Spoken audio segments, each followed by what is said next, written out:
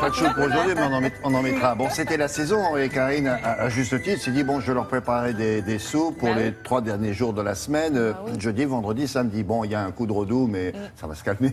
Oui. Mais la soupe, elle est prête. Hein. Bon, et on commence avec une recette traditionnelle française, plus ou moins connue. Vous connaissez la soupe aux cailloux? Soupe aux cailloux? Non.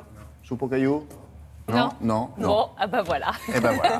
voilà. Et donc, ça sera une soupe nouvelle. C'est quoi? Est une soupe traditionnelle française. Alors peut-être plus connue du côté de la Moselle, dans l'Est, puisque c'est par là-bas qu'ont réalisé cette soupe. Alors aux cailloux, pourquoi? Parce que oui, on va bien mettre des cailloux dans la soupe. En tout cas, au moins un. Si vous voulez, c'est un peu l'ancêtre du mixeur. On va prendre ce caillou qui va, lorsqu'il y aura une petite ébullition, se balader comme ça dans la cocotte, taper contre les légumes et les attendrir, les pilonner. Vous le trouvez où, votre caillou? Eh bien, on le ramasse, on prend un joli caillou, le plus gros possible. Bon, le mien n'est pas très gros, je vous l'accorde.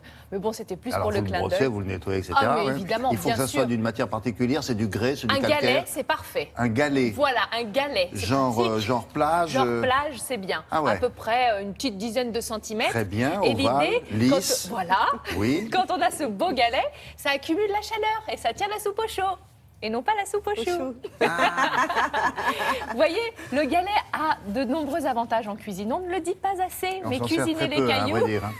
Voilà, ça a du bon. Regardez comment vous faites. Oui, allez, on y va. Bien sûr, il y a plein d'autres choses. À part le caillou, il y a des légumes. Il nous faut aussi de la palette fumée. C'est une soupe traditionnelle, vous voyez, un peu paysanne. Donc, on va mettre de la palette, des pommes de terre, des carottes, des poireaux, des navets, du céleri, des courgettes, de la courge.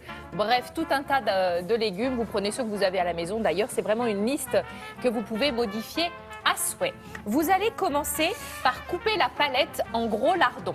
Donc la palette, on enlève un petit peu le dessus et on va la détailler en gros lardons.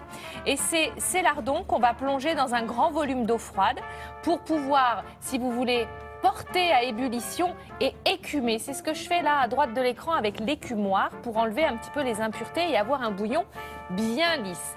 Si vous ne mangez pas de porc, si vous ne voulez pas de viande, évidemment, vous sautez cette étape et vous ne mettrez que des légumes comme la carotte que vous allez éplucher et détailler en petits dés. Il faut l'aider, ce petit caillou, parce que c'est pas évident d'écraser les légumes. Donc si c'est des gros morceaux, ce sera pas facile.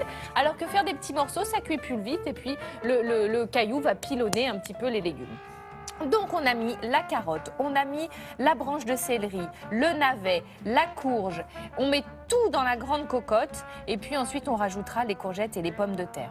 Donc vous prenez déjà une grande cocotte, un bon récipient, vous anticipez la grande quantité de légumes qui va être mise à l'intérieur. Et c'est ça l'avantage des soupes, c'est que là on est dans les 5 légumes par jour, là on est bien. Oui. On rajoute la courgette, mais vous savez on dit qu'il fait un petit peu plus doux, c'est vrai, mais il y a des soupes d'été, les gazpacho, on ne mange pas que de la soupe en hiver. Oui. On est entre deux. Mais moi je connais des gens, monsieur, j'ai des noms, qui mangent de la soupe toute l'année, même de la soupe chaude, été comme hiver.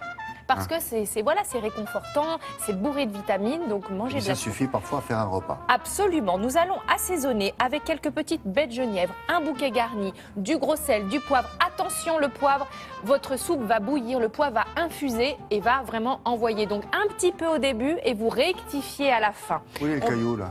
Ah bah attendez, je ne l'ai pas encore mis parce que d'abord je mets les légumes pour les attendrir, les cuire. Ensuite on va rajouter au dernier moment la pomme de terre, enfin au dernier moment, 45 minutes après vous mettez votre petite pomme de terre. Et c'est ensuite que nous allons rajouter le caillou.